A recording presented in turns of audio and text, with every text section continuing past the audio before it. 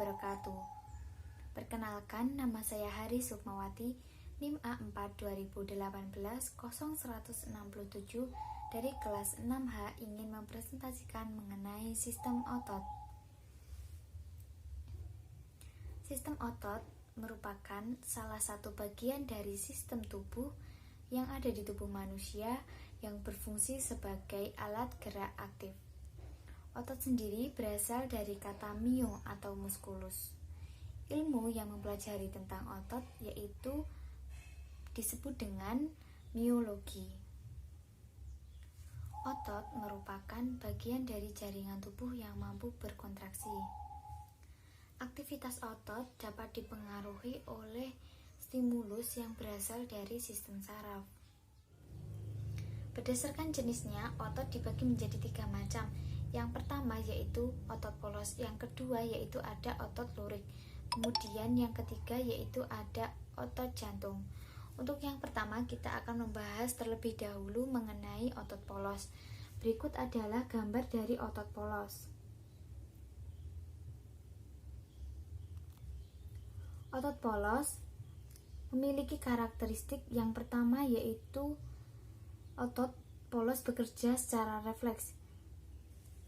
Kemudian otot polos tidak mempunyai garis yang melintang yang terdapat pada struktur otot lurik. Kemudian otot polos mempunyai reaksi yang lambat dan tidak mudah lelah. Bentuk otot polos seperti gelendong. Kemudian pada kedua ujung meruncing, ini pada bagian ini ujung meruncing dengan satu inti sel yang berada di tengah. Setiap otot polos ini memiliki satu inti sel. Waktu kontraksi pada otot polos dari 3 sampai 180 detik. Kemudian yang kedua ada otot lurik. Berikut adalah contoh dari otot lurik.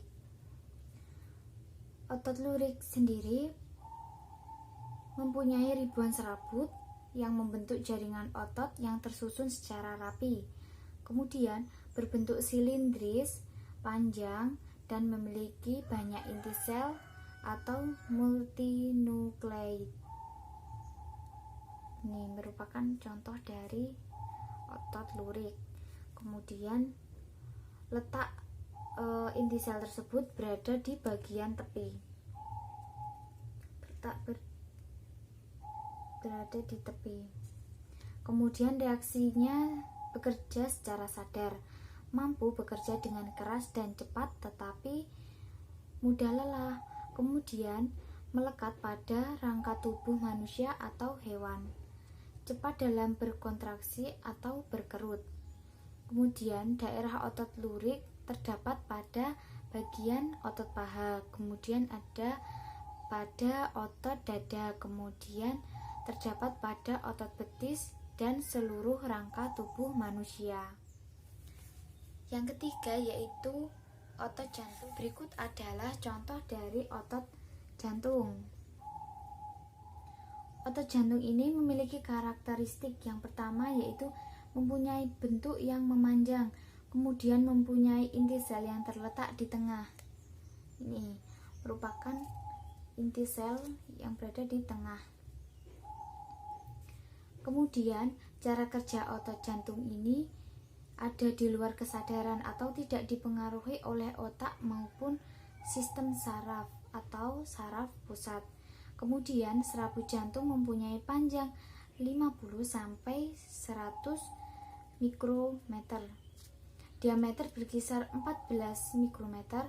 Kemudian jumlah dari serabut otot jantung kurang lebih 1500 filamen. Kemudian serabut pada otot jantung berupa sarkolema dan terdiri atas miofibril yang terlihat berdampingan.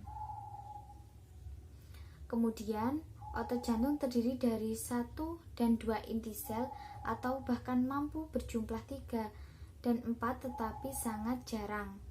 Kemudian bekerja terus-menerus tanpa istirahat.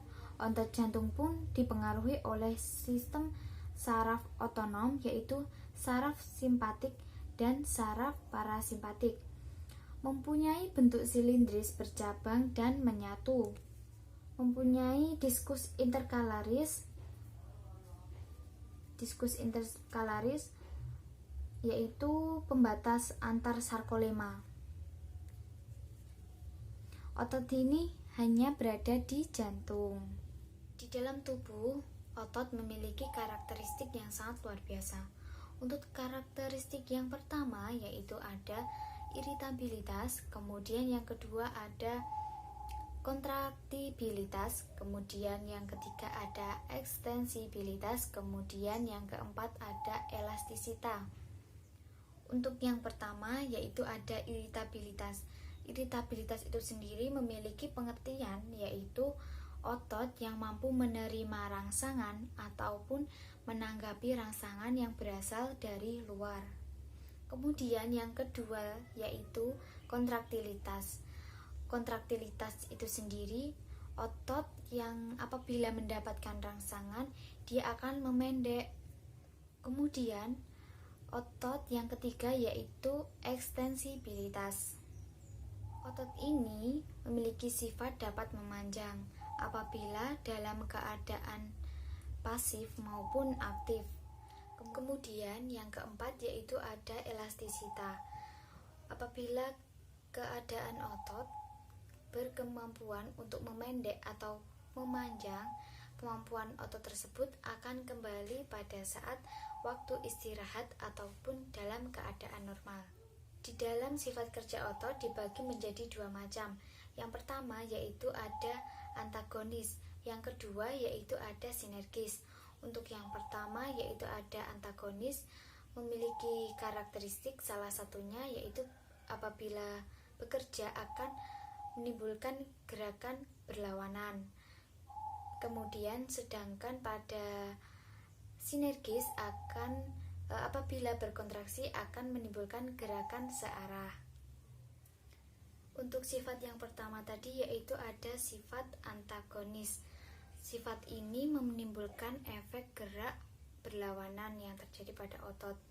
Contohnya yang pertama yaitu ada ekstensor dan fleksor. Gerak ini terjadi pada otot bisep dan trisep. Otot bisep terletak di bagian atas, kemudian yang trisep terletak pada di bagian bawah. Kemudian contoh dari antagonis yang kedua yaitu ada abduktor dan adduktor. Abduktor adalah gerakan menjauhi tubuh atau badan seperti ini. Sedangkan adduktor adalah mendekati badan atau gerak sempurna.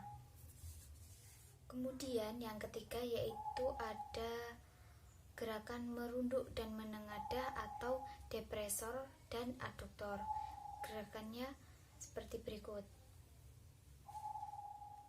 Kemudian contoh yang keempat yaitu ada gerak supinator dan pronator yang terjadi pada telapak tangan, menadah dan menelungkup. Kemudian sifat kerja otot yang kedua yaitu ada sinergis. Sinergis adalah apabila otot tersebut berkontraksi akan menimbulkan gerakan searah. Contoh dari sifat kerja sinergis ini yaitu terjadi pada pronator teres dan pronator quadratus. Hal ini terjadi pada otot yang menyebabkan telapak tangan dapat menengadah dan menelungkup. Kemudian contoh yang kedua yaitu otot-otot antar tulang rusuk yang bekerja sama ketika kita sedang mengambil nafas atau menghirup nafas.